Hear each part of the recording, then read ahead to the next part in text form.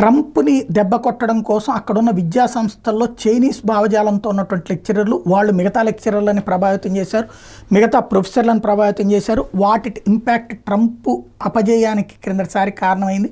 Trump ఇదంతా verify చేసుకున్న తర్వాత ఈ దఫా ఒక మాస్ వార్నింగ్ ఇచ్చాడు. తను రేపొద్దున అధ్యక్ష బాధ్యతలు స్వీకరించగానే my administration will inform every college president that if you do not end anti Semitic propaganda they will lose their accreditation and federal tax payer support.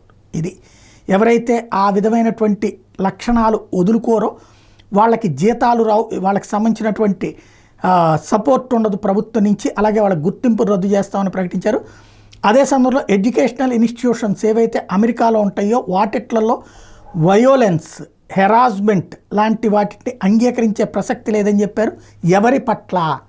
Israeli పౌరుల పట్ల, యూదుల పట్ల ఏదైనా కనుక దుర్మార్గపు చర్యలు జరిగితే సహించే ప్రసక్తి లేదని తేల్చి చెప్పారు.